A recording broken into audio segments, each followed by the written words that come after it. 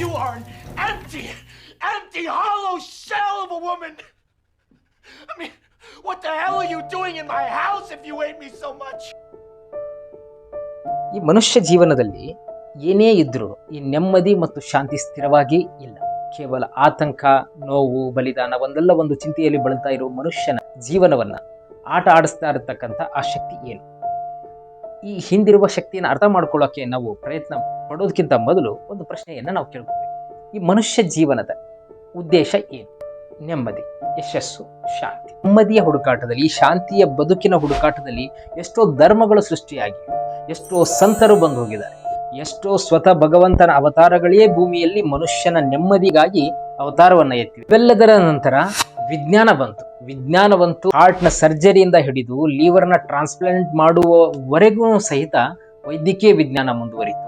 ಎಲ್ಲ ರೀತಿಯ ಐಷಾರಾಮಿ ವಸ್ತುಗಳನ್ನ ವಿಜ್ಞಾನ ಯಾವುದ್ಯಾವುದನ್ನು ಆವಿಷ್ಕರಿಸಿದೆಯೋ ಅದನ್ನೆಲ್ಲವನ್ನೂ ಬಳಸುವಂತಹ ಶಕ್ತಿ ಇರುವ ಮನುಷ್ಯ ನೆಮ್ಮದಿಯಿಂದ ಬದುಕುತ್ತಿದ್ದಾನೆ. ಆತನ ಬದುಕಿನಲ್ಲಿ ನೆಮ್ಮದಿ ಮತ್ತು ಶಾಂತಿ ಸ್ಥಿರವಾಗಿ ಉಳಿಯಲಿಕ್ಕೆ ಸಾಧ್ಯವಾಗಿದೆಯಾ? ಬಹುಶಃ ನಮ್ಮ ಎಲ್ಲರ ಉತ್ತರ ಇಲ್ಲ.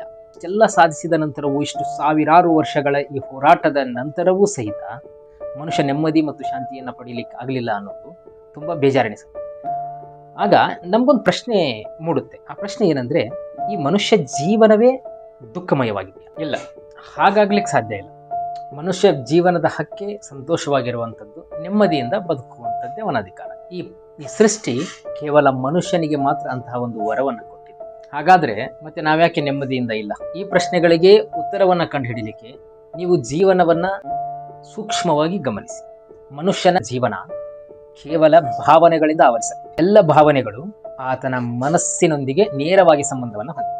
ಕೇವಲ ಮನಸ್ಸು ಮಾತ್ರ ಆ ಭಾವನೆಗಳನ್ನ ಬದಲಾಯಿಸಬಲ್ಲದು. ಈ ದೃಷ್ಟಿಕೋನದಿಂದ ನೋಡಿದಾಗ ಮನುಷ್ಯನ ಜೀವನವನ್ನ ನಡೆಸುವ ಪರಮೋಚ್ಚ ಅಧಿಕಾರ ಯಾರಿಗಾದ್ರೂ ಇದ್ರೆ ಅದು ಕೇವಲ ಮನಸ್ಸಿಗೆ.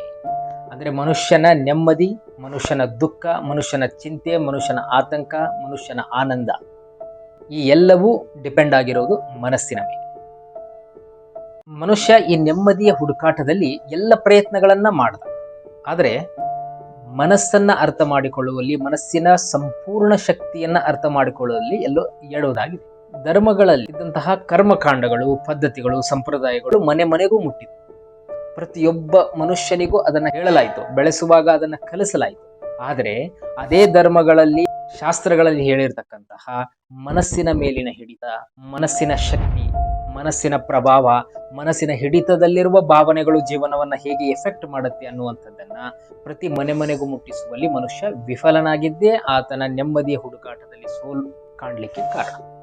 ಅದೇ ರೀತಿಯಲ್ಲಿ ವಿಜ್ಞಾನ ಆವಿಷ್ಕರಿಸಿದ ಎಲ್ಲ ಐಷಾರಾಮಿ ವಸ್ತುಗಳು ಮನೆ ಮನೆಗೂ ಆದರೆ ಅದೇ ವಿಜ್ಞಾನ ಹೇಳಿದ ಮನಸ್ಸಿನ ಮೇಲಿನ ರಿಸರ್ಚ್ಗಳು, ಮನಸ್ಸಿನ ಮೇಲಿನ ವಿಜ್ಞಾನ, ಮನಸ್ಸಿನ ಮೇಲಿನ ಥಿಯರಿಗಳು ಮನೆ ಮನೆಗೂ ಹೋಗಿ ಮುಟ್ಟಿಲ್ಲ. ಮನುಷ್ಯನ ಜೀವನದ ಬೆಳವಣಿಗೆಯಲ್ಲಿ ಆತನಿಗೆ ಮನಸ್ಸಿನ ಬಗ್ಗೆ ಜ್ಞಾನವನ್ನ ಮನೆಯವರಾಗಲಿ, ಶಿಕ್ಷಣವಾಗಲಿ, ಸಮಾಜವಾಗಲಿ ನೀಡ್ತಾ ಇಲ್ಲ. ಅದೇ ಕಾರಣ, ಆ ಮನಸ್ಸಿನ ಬಗ್ಗೆನ ಜ್ಞಾನವನ್ನ ಕೊಡದೇ ಇರೋದೇ ಮನುಷ್ಯನ ಸೋಲಿಗೆ ಕಾರಣ. ಹಾಗಾದ್ರೆ ಈ ಮನುಷ್ಯನ ಸೋಲನ್ನ ಒಪ್ಪಿಕೊಂಡು ಸುಮ್ಮನಿರಕ್ಕಾಗಲ್ಲ. ಇಲ್ಲ, ಈಗಲಾದರೂ ನಾವು ಎಚ್ಚೆತ್ತುಕೊಳ್ಳಬೇಕು. ಪ್ರತಿಯೊಬ್ಬ ಮನುಷ್ಯನ ಬೆಳವಣಿಗೆಯಲ್ಲಿ ಧರ್ಮಶಾಸ್ತ್ರಗಳಲ್ಲಿ ಅಡಗಿರುವ ಮನಸ್ಸಿನ ಮೇಲಿನ ವಿಜ್ಞಾನ, ವೇದ, ಉಪನಿಷತ್ತು, ಭಗವದ್ಗೀತೆ, ಯಾವುದೇ ರೀತಿಯ ಧರ್ಮಗಳಲ್ಲಿ ಯಾವ ಒಂದು ಸೂತ್ರಗಳಿವೆಯೋ ಆ ಸೂತ್ರಗಳು ಎಲ್ಲರಿಗೂ ಮುಟ್ಟುವಂತೆ ಮಾಡಬೇಕು. ಸಿಗ್ಮಂಡ್ ಫ್ರಾಯ್ಡ್ ಅಂತ ಸೈಕಾಲಜಿಸ್ಟ್, ಅರಿಸ್ಟಾಟಲ್, ಪ್ಲೇಟೋ ಅಂತ ಫಿಲಾಸಫರ್ಸ್, ಕೃಷ್ಣ, ಬುದ್ಧರಂತಹ ಮಹಾತ್ಮರು ಏನು ಉಪದೇಶಗಳನ್ನ ನೀಡಿದ್ದಾರೆ ಆ ಉಪದೇಶಗಳನ್ನ ನಾವು ಗಂಭೀರವಾಗಿ ಪರಿಗಣಿಸಿ ನಮ್ಮ ಜೀವನದಲ್ಲಿ ಅಳವಡಿಸಿಕೊಳ್ಳುವುದರ ಮೂಲಕ ಈ ಹೋರಾಟದಲ್ಲಿ ಗೆಲುವನ್ನ ಕಾಣಲಿಕ್ಕೆ ನಮ್ಮ ಪ್ರಯತ್ನವನ್ನ ನಾವು ಮಾಡಬಹುದು. ಈ ವಿಡಿಯೋ ನಿಮಗೆಲ್ಲ ಇಷ್ಟ ಆಗಿದ್ರೆ ದಯವಿಟ್ಟು ಸಬ್ಸ್ಕ್ರೈಬ್ ಮಾಡಿ ಮತ್ತು ಆದಷ್ಟು ಹೆಚ್ಚು ಜನರಿಗೆ ಈ ವಿಡಿಯೋನ ಶೇರ್ ಮಾಡಿ.